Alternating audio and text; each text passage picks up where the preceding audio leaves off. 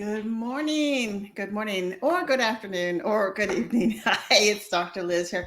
And I just wanted to drop in and talk about something that is super important. Um, and so let's go.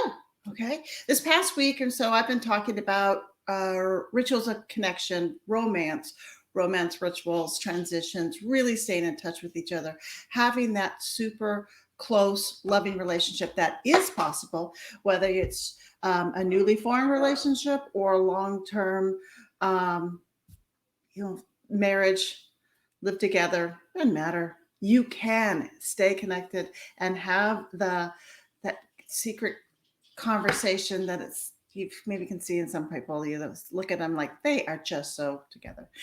But I wanted to talk about and share a little story about missed opportunities. And when I ask, the title is Have You Asked? And if you haven't, how do you know?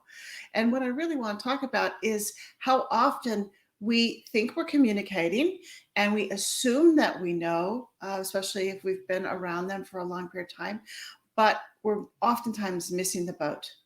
And if you are one of those folks that feel like others are missing the mark for you, but you haven't shared what you need, or maybe you're not sharing in an effective way. The next series of my lives this week and later are going to be helping both of those kinds of situations. But a little case study, little real life share is that with my father. Um, we had offered, he had a big birthday coming up. It was many years ago. I think it was 60, 62, something like that, but it's a big one. And so I said, hey, Mike and I want to, have a birthday dinner for dad. And so we want to just have everybody over and, we cook, we'll figure something out for dinner. And my mom said, that's great because I haven't thought about what to do and it's a big birthday. And I said, okay, well, let me ask dad what he would like for his birthday dinner. After all, it's his birthday. Typically, that was just something that was the menu was planned and by my mom or wherever whatever restaurant we were going out to. I asked him, "Hey, Dad, what do you want for your birthday? It's a big one." And he kind of stopped a second. He says, "I know exactly what I want. Can I bring the stuff over to you? Can I bring the information over to you?" He's like, "Yeah." And he comes later on that afternoon. He comes bringing a Sunset magazine. Those of you that Southern California kind of people, you know the Sunset magazine. It's fantastic. And he had saved this, earmarked this article. I don't know how long he had the magazine, but it was all different types of Mexican food. There was multiple recipes on tacos. I think there was like 4 of those, and how to make various kinds of beans and the rice and the sides and all those kinds of things. Luckily, I already knew how to do the guacamole pretty well, and I love to cook. So I was like, hey, cool, we got it. And so we ended up with 3 different kinds of tacos. 3 out of 4 isn't so bad. And they were delicious. I mean, there was chicken with lime and cilantro and some pulled porkish kind of thing, and there was some beef, and a couple different kinds of beans and the rice. And Mike was the margarita magician, and we had yummy lime margaritas. And along with that, we think, okay, well, we're going to do like a tres leche cake. Or I don't know how to do that, Dad. I can figure it out. He goes, no, I want cheesecake. Okay. So we had cheesecake, and I added in some stuff for banana splits and sundaes all around type of thing. So it was a wonderful, very filling, high calorie celebration with even some of his close friends dropped by. And at the end of all of that, he said, I want to thank Mike, because this was the first birthday that anyone asked him what he wanted to eat and what he wanted to do. And he said it made him feel very special.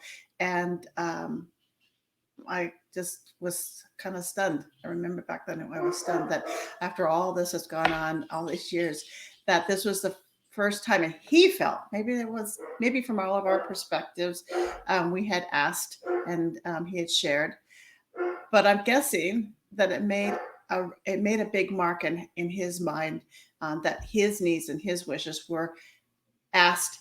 He asked and he got it. Okay. Um, Maybe you're a little bit like my father, where you haven't spoken up. maybe you went along with, I'm guessing in the past, you just went along with, hey, we're going to go out for dinner for your birthday, or we're going to do this. And he was the one that maybe be barbecuing the burgers on, barbecues, but it didn't feel as special to him, or like he was the man of honor. Or maybe you're a little bit like all of us who assumed we knew what my father wanted for his birthday, assumed we had it right. Anyway, there was misses. And hats off to my dad for, at that time, really speaking up with what he wants, right down to the recipes and the magazine, stuff like that.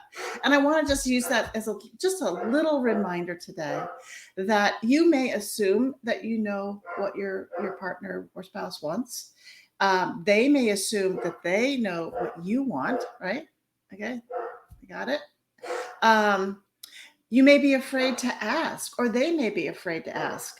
And so we just kind of go along with the flow. Or maybe they just think that that is what they want because they haven't spent a lot of time thinking about it, or they aren't used to full expressing their needs. Or maybe, I guess, like, I'm easy, whatever. Well, we're dismissing our needs. I'm glad you're easy. I'm glad, you go with the flow. I like to think of myself like that at times. But there are moments when we do need to speak up and have a preference. Okay, a preference. So I'm going to pop off here. I want you to think about that. Maybe get a little bit more curious about what you might want, and get a little more curious about what they want. Stop being on autopilot, and join me this week and in the coming weeks when we're going to continue to talk about good communication and then romance rituals, and just being able to really know that when you're asking for something, the people are hearing what you're asking. Know that when you're listening to them, you are hearing them accurately, and having the tips and the tools to really hone that skill and that technique, because it isn't something we're born with, guys. It's something that we can learn. It's trainable. It's transferable. It's well worth it. Take care. Enjoy your day. Bye-bye.